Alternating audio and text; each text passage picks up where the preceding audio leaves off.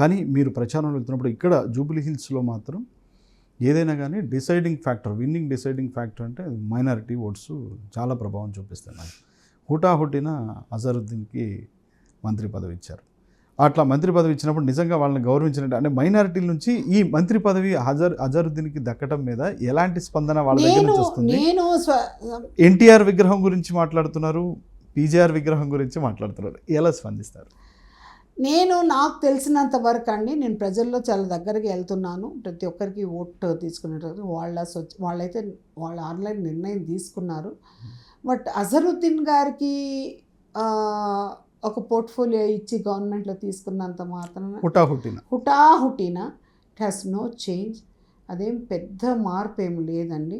Because వాళ్ళకి ఒక విఘ్నత గల ఓటర్స్ అండి. ఈ రోజుల్లో సోషల్ మీడియా వచ్చినాక, ఈ మీడియా ఇంపార్టెన్స్ తెలిసినాక ప్రతి ఒక్కరికి ఇమ్మీడియట్లో మెసేజ్లు పోతాయి, అన్నీ తెలుస్తాయి. కాబట్టి అది పెద్ద ఇంపాక్ట్ లేదని నేను అనుకుంటున్నానండి.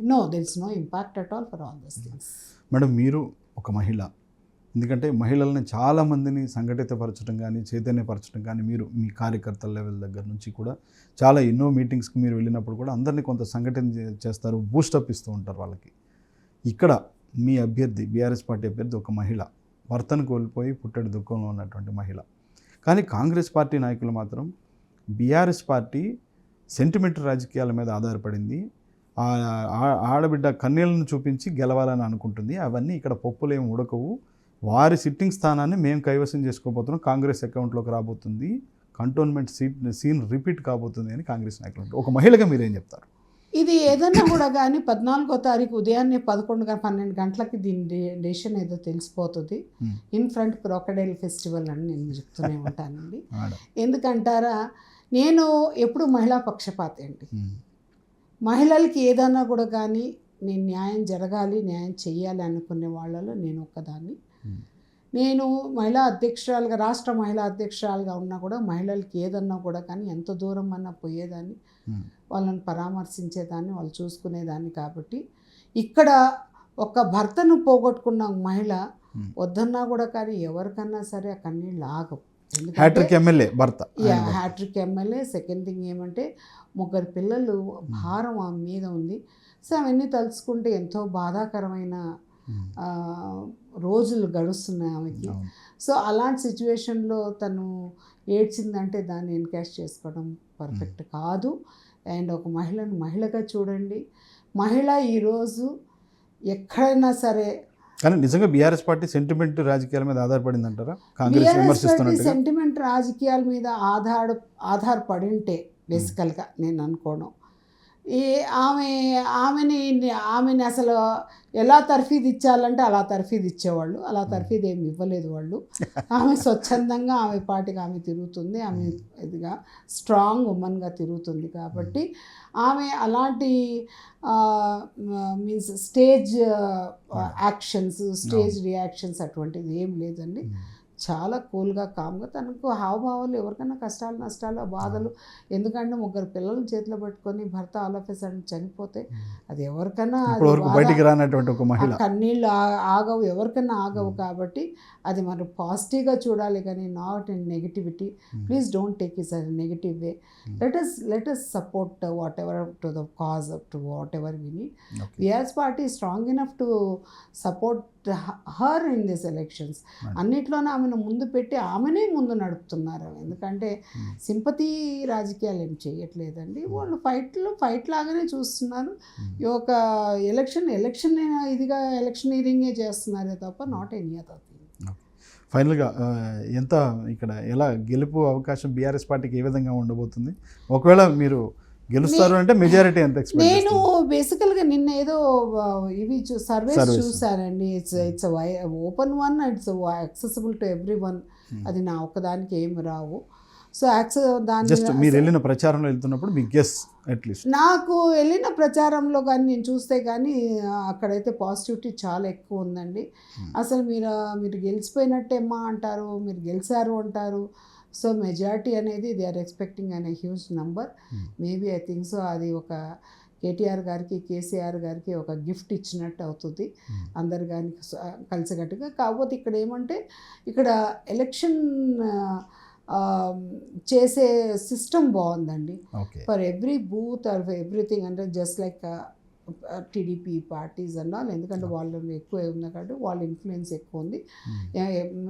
ఒక రకంగా బీఆర్ఎస్ పార్టీ అంటే మినీ టీడీపీ లాంటిది, ఎందుకంటే చాలా మంది బీఆర్ఎస్ ని ఎంచుకొని కేసీఆర్ గారు ఎలక్షన్స్ లో మాత్రం ప్రతి దానిలో మైక్రో మేనేజ్మెంట్ చాలా బాగుంది. మైక్రో మేనేజ్మెంట్లో వచ్చింది ఏమంటే ప్రతి minister, MLA they are all involved directly in to this అనమాట. డైరెక్ట్లీ ఎంత ఇన్వాల్వ్డ్ అంటే వాళ్ళు ప్రతి చోట ప్రతి ఇష్యూ చాలా సీరియస్గా తీసుకొని they are moving around. And ప్రతి బూత్లో ఇష్యూస్ ఇమీడియట్గా ఏమంటే సపోజ్ ఫర్ ఎగ్జాంపుల్ వేరెవర్ వీకు ఎక్కడ పోయినా కూడా వాళ్ళు ఏమంటారంటే డ్రైనేజ్ ప్రాబ్లమ్స్ చాలా ఎక్కువ ఉన్నాయి, ట్రాఫిక్ సమస్యలు ఎక్కువ ఉన్నాయి, పవర్ ఫెయిల్యూర్స్ ఎక్కువ, పవర్ కట్ ఎక్కువ ఉంది. సో అటువంటివన్నీ వాళ్ళు రెగ్యులరైజ్ చేయమని అడుగుతూనే ఉన్నారు. It has been taken to mister KTR గారి నోటీస్కి తీసుకెళ్ళాము. He said that he's going to do. And కొన్ని చోట్ల అయితే మహిళలు స్వచ్ఛందంగా వచ్చి మాకేం రావట్లేదంటే మీరు ఈసారి ఓటు వేయండము, మేమందరం ఉంటాము. యావత్ 4 కోట్ల జనాభా తెలంగాణలో ఉన్న 4 కోట్ల జనాభా ఎలక్షన్స్ చూస్తున్నారు కాబట్టి దయచేసి మీరు అందరూ ఓటు వేయండి అని చెప్పేసి వాళ్ళని కేటీఆర్ గారు కూడా రిక్వెస్ట్ చేశారు. కేసీఆర్ గారు కూడా స్ట్రాంగ్గా యాంటీ ఇన్కంబెన్సీ 2 yearsకి స్టార్ట్ అయింది కాబట్టి maybe you have to encash it properly, go door to door, అందరికి వెళ్ళండి తిరగండి అని చెప్పారు. It's a good message to everybody and all the leaders are working very hard. అండ్ నేను ఒకటే చెప్తున్నానండి, ఇక్కడైతే బేసికల్గా ప్రతి మనిషి they are putting their efforts. ప్రతి నాయకుడు ఒకరని ఇద్దరు కాదు. అక్కడ వర్కింగ్ ప్రెసిడెంట్ కేటీఆర్ గారు, హరీష్ రావు గారు వాళ్ళ ఫాదర్ చనిపోయినా కూడా కానీ టెలికాన్ఫరెన్సెస్లో is been continuing monitoring local వాళ్ళతో ఎలా కోఆర్డినేట్ చేయాలి, ఎలక్షన్ ఎలా చేయాలి, బూత్ ఏజెంట్స్ని ఎలా ట్రబుల్ షూటర్ కదా madam. Yeah he's a trouble shooter, no doubt in that. So అలాంటివి చేస్తున్నప్పుడు ప్రతి ఒక్కరికి తెలియని వాళ్ళకు కూడా మంచి అవగాహన కలిగజేసి ఇప్పుడు కొత్తగా రాజకీయాలు ఇప్పుడు మేమంటే చాలా ఎలక్షన్స్ చూసాం కాబట్టి మాకు ఎలక్షన్ ప్యాటర్న్ మాకు బాగా తెలుసు.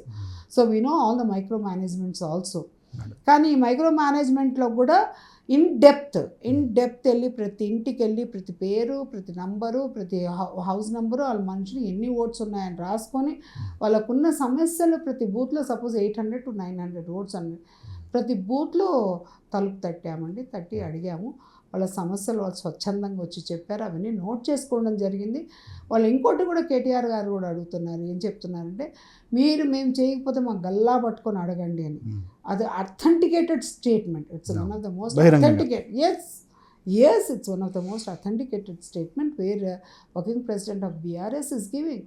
సో దీన్ని మనం చాలా సీరియస్గా తీసుకోవాల్సిన అవసరం ఉంది అంటున్నారు కదా మేడం. ఎందుకంటే హరీష్ రావు గారు కూడా అంటున్నారు, ఎందుకంటే వన్స్ ఇక్కడ కాంగ్రెస్ పార్టీని ఓడిస్తే ఎంటైర్ కాంగ్రెస్ పార్టీకి ఒక జ్ఞానోదయం కలుగుతుంది అనే స్థాయిలో ఖచ్చితంగా అండి జ్ఞానోదయం కలగాల్సిన అవసరం ఉంది. ఎందుకంటే కాంగ్రెస్ ప్రభుత్వంలో అభివృద్ధి అనేది కుంటుపడిపోయింది. గత 2 ఏళ్ళు అయిపోతుంది దగ్గర వాళ్ళు వచ్చి ఇంతవరకు ఎటువంటి మార్పులు లేవు.